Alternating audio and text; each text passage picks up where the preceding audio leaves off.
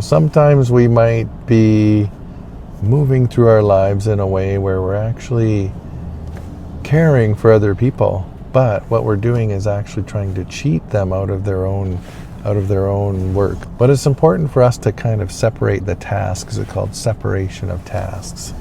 So it's worth us looking at separating our tasks. What work is ours and what work is not ours. And when we're in the middle of relationships, deeper relationships where we actually care about people, one of the biggest places where those relationships turn into a place of dysfunction is where each person or one of the people is trying to take on the work of the other person. For example, some person may feel insecure in the relationship. They may be worried about being abandoned or whatever, right?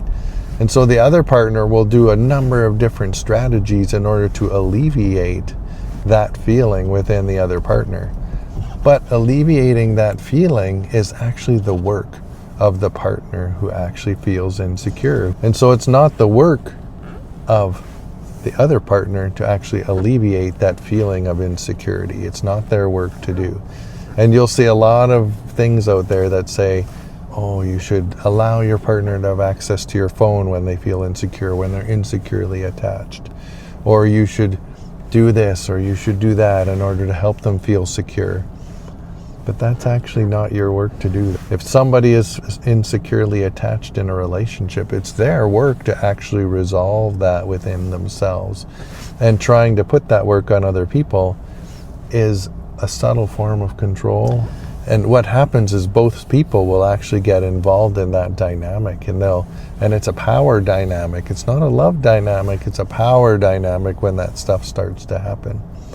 And that's just one example in relationships. There are lots of places that we might do it.